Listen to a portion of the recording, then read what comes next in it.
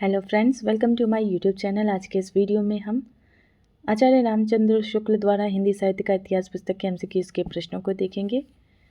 आज के इस वीडियो में हम आधुनिक गद्य साहित्य परंपरा का प्रवर्तन विषय से संबंधित प्रश्नों को देखेंगे। तो आइए देखते हैं। पहला प्रश्न है, मजदूरी और प्रेम के लेखक कौन है? सही उत्तर है सरदार पूर्ण सिंह, ऑप्शन सी। आगे देखते हैं। लेखक के अनुसार किसके जीवन का एक अंश कमीना और कायरता से भरा मालूम होता है? सही उत्तर है यूरोप। अगला प्रश्न, यूरोप के जीवन का कौन सा भाग महान है? सही उत्तर है विद्या और ज्ञान का सूर्य। अगला प्रश्न, लेखक ने किस देश को निराला कहा है? सही उत्तर है आचरण की सभ्यता का देश। अगला प्रश्न, आचरण की सभ्यता वाले देश में किस प्रकार के झगड़े नहीं हैं? सही उत्तर है उपर्युक्त सभी, शारीरिक, मानसिक, आध्यात्मिक। अगला प्रश्न, पैगंबर मोहम्मद ने किसे चीरा और उसके मौन आचरण को नंगा किया? सही उत्तर होगा ऑप्शन बी, ब्राह्मणों को। आगे देखते हैं, मुसलमानों को क्या देखकर आश्चर्य हुआ? सही उत्तर होगा ऑप्शन ए, काफिर में मोमिन।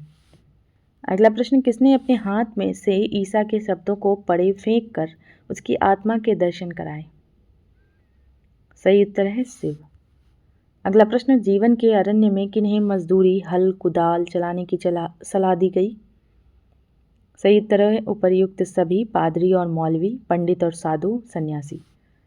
अगला प्रश्न, मजदूरी ना करने पर बुद्धि क्या खेलती रहेगी? सही उत्तर होगा मलिन मानसिक जुआ। अगला प्रश्न, लेखक के अनुसार किसका खुदा भी बासी हो गया है? सही उत्तर है जो मजदूरी नहीं करते।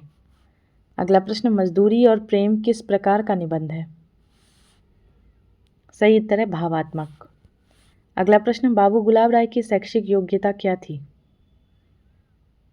सही उत्तर होगा MA LLB। आगे देखते हैं, गुलाब राय ने किस कोटि के निबंध लिखे हैं? सही उत्तर है दोनों, विचारात्मक, भावात्मक। अगला प्रश्न, फिर निराशा क्यों किसकी पुस्तक है? सही उत्तर है बाबू गुलाब राय। अगला प्रश्न, कुरूपता निबंध किस पुस्तक का अंश है? सही उत्तर है फिर निराशा क्यों का। अगला प्रश्न, सौंदर्य का अस्तित्व किस पर निर्भर है? सही उत्तर है कुरूपता पर। अगला प्रश्न, अंधों में काना ही श्रेष्ठ समझा जाता है, यह उदाहरण किस संदर्भ में दिया गया है? सही उत्तर होगा सौंदर्य और असुंदरता। अगला प्रश्न, किस सागर में सौंदर्य और कुरूपता दोनों की स्थिति है? सही उत्तर होगा सत्ता सागर। अगला प्रश्न, रूपहीन वस्तु से घृणा का क्या कारण है? सही उत्तर होगा संकुचित आत्मा। अगला प्रश्न, आत्मा के सुविस्तृत होने पर सुंदर और असुंदर कैसे बन जाते हैं? सही उत्तर होगा समान प्रिय।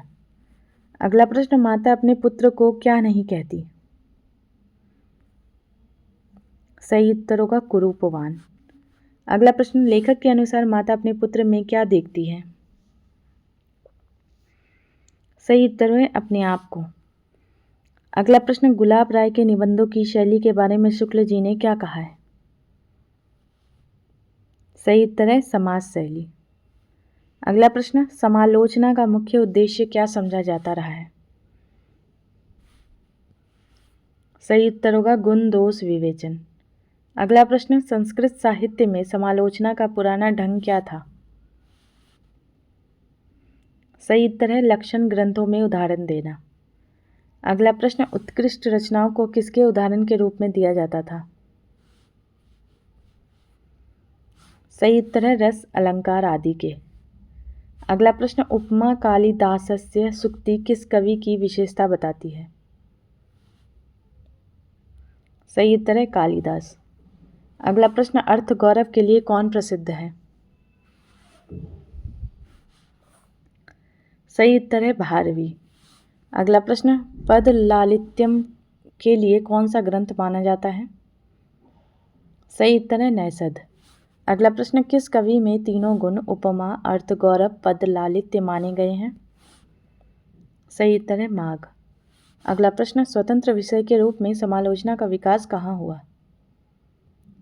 सही उत्तर है यूरोप में। अगला प्रश्न, स्थायी साहित्य में किस प्रकार की आलोचना को स्थान मिलता है? सही उत्तर है ऑप्शन सी, अंतर्वृत्तियों की छानबीन करने वाली। अगला प्रश्न, समालोचना के दो प्रधान मार्ग कौन से बताए गए हैं? सही उत्तर है निर्णयात्मक और व्याख्यात्मक। अगला प्रश्न, निर्णयात्मक आलोचना का मुख्य कार्य क्या है? सही उत्तर है मूल्य निर्धारित करना। अगला प्रश्न, व्याख्यात्मक आलोचना क्या नहीं करती? सही उत्तर है मूल्य निर्धारण। अगला प्रश्न, व्याख्यात्मक आलोचना अपने शुद्ध रूप से कहाँ तक परिमित होती है? सही उत्तर है काव्य वस्तु तक। अगला प्रश्न, ऐतिहासिक समीक्षा का आधार क्या है? सही उत्तर है सामाजिक, राजनीतिक, सांप्रदायिक परिस्थिति। अगला प्रश्न, कवि की अंतर्वृत्तियों का सूक्ष्म अनुसंधान क्या कहलाता है? सही उत्तर है मनोवैज्ञानिक आलोचना। अगला प्रश्न, शुक्ल जी के अनुसार अब कौन सी समालोचना की चाल उठ गई है? सही उत्तर होगा निर्णयात्मक। अगला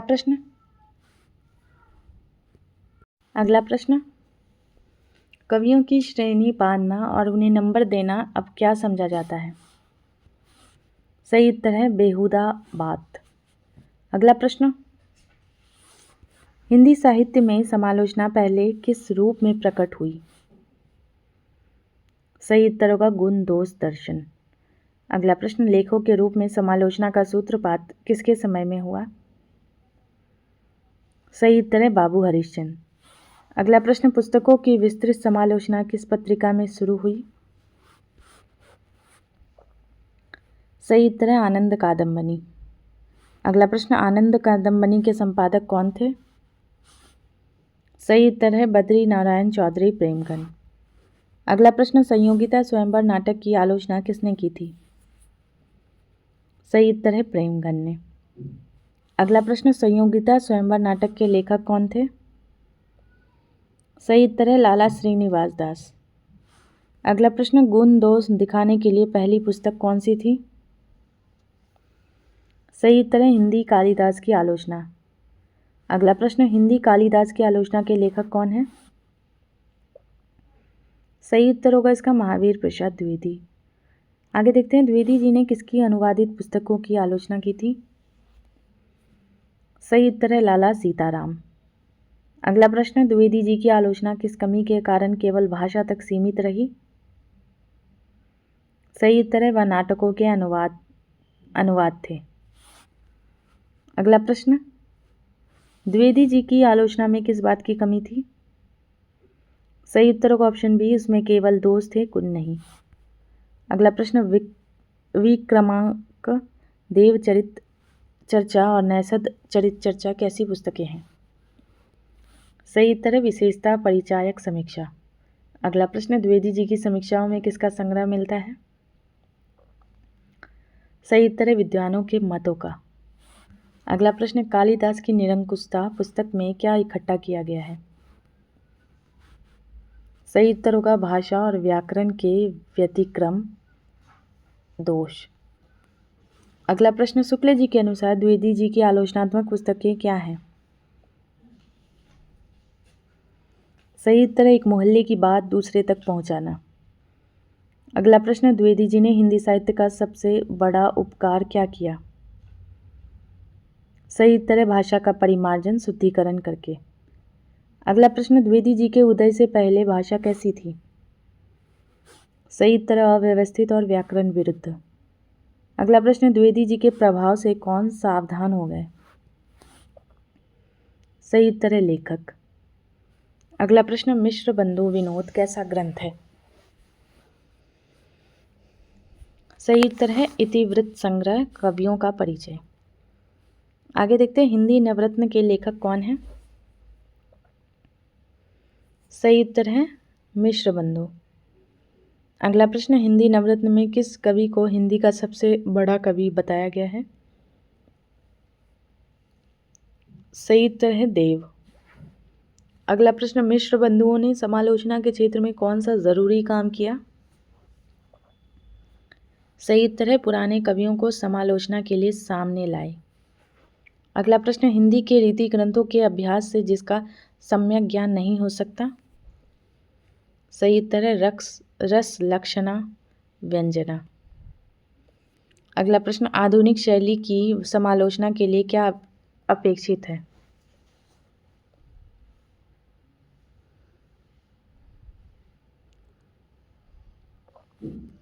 सही उत्तर है विस्तृत अध्ययन और सूक्ष्म अन्वेषण बुद्धि। अगला प्रश्न, कारो कृतहि न माने पंक्ति किस कवि के संदर्भ में प्रयुक्त है? सही उत्तर है कृष्ण सूरदास के पद में। अगला प्रश्न, तुलसीदास के बारे में मिश्र बंधु की क्या राय थी? सही उत्तर होगा वे कभी राम की निंदा नहीं करते। अगला प्रश्न, सूरदास प्रभु वै अति खोटे पंक्ति क्या दर्शाती है? सही उत्तर होगा उपालंब या निंदा का भाव। अगला प्रश्न, समाज शैली का अर्थ क्या है?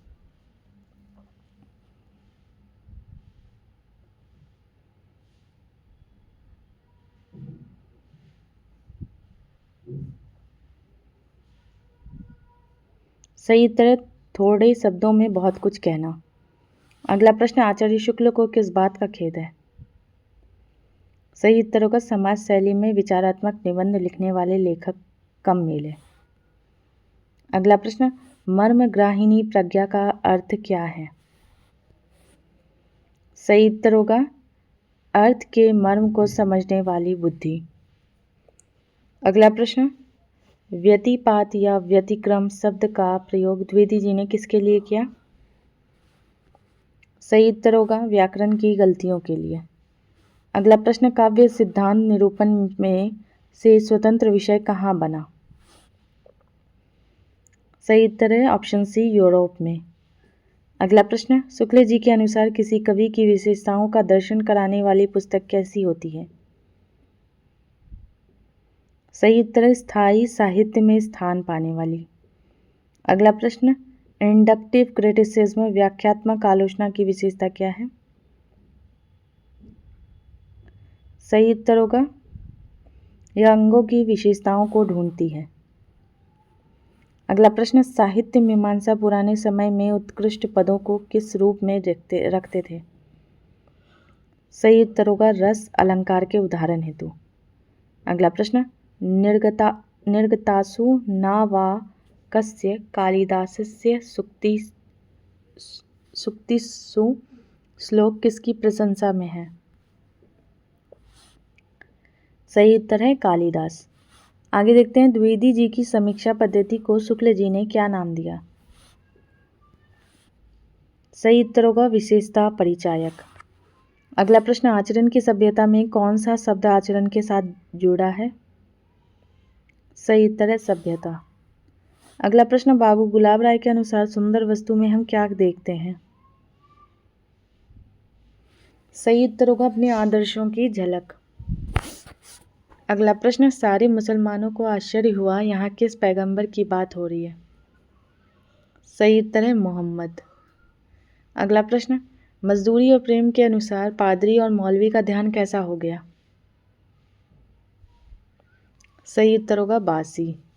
अगला प्रश्न, साहित्य मर्मज्ञ किसे कहते हैं? सही उत्तर होगा जो साहित्य के गहरे अर्थ को जानता है। अगला प्रश्न, शुक्ल जी के अनुसार समालोचना का विकास कहाँ के प्रभाव से हुआ?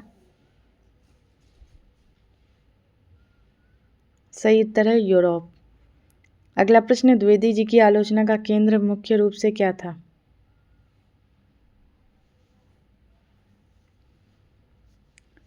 सही उत्तर है भाषा और व्याकरण की शुद्धता। अगला प्रश्न, साधुवाद का अर्थ क्या है? सही उत्तर है प्रशंसा या शाबाशी देना। अगला प्रश्न, व्यावच्छेदात्मक व्याख्या का संबंध किससे है? सही उत्तर ऑप्शन बी व्याख्यात्मक आलोचना। अगला प्रश्न, द्विवेदी जी ने किन कवियों की समीक्षाएं निकाली? सही उत्तर है कुछ संस्कृत कवियों की। अगला प्रश्न, ठलुआ क्लब किस लेखक की रचना है? सही उत्तर है बाबू गुलाब राय। अगला प्रश्न, फिर निराशा क्यों पुस्तक का विषय क्या है? सही उत्तर है छोटे छोटे अभ्यासपूर्ण निबंध। आगे देखते हैं, मनोवैज्ञानिक आलोचना का मुख्य विषय क्या है? सही उत्तर है कवि की अंतर्वृत्तियों और स्वभाव। कवि की अंतर्वृत्तियां और स्वभाव। आगे देखते हैं, समालोचना में ऐतिहासिक समीक्षा क्या बताती है? सही उत्तर है साहित्य परंपरा में रचना का स्थान। अगला प्रश्न, बाबू गुलाब राय ने समाज और कर्तव्य पालन कैसा निबंध लिखा है? सही उत्तर है विचारात्मक। अगला प्रश्न, काफिर शब्द किसके लिए प्रयुक्त है? सही उत्तर है ब्राह्मण। अगला प्रश्न, अरण्य का अर्थ क्या है? सही उत्तर है जंगल। अगला प्रश्न, उपालंब का अर्थ क्या है? सही उत्तर है उलाहना या शिकायत। अगला प्रश्न, मिश्र बंधु विनोद में कितने भागों में कवियों का विवरण है? सही उत्तर है विशाल इतिवृत्त संग्रह। अगला प्रश्न, शुक्ल जी के अनुसार आलोचना का शुद्ध रूप किस पर केंद्रित होता है? सही उत्तर है काव्य वस्तु पर। अगला प्रश्न, आचरण की सभ्यता निबंध के लेखक कौन है? सही उत्तर है सरदार पूर्ण सिंह। अगला प्रश्न, शुक्ल जी ने किस शैली के निबंधकारों की कमी महसूस की है? सही उत्तर है समास शैली।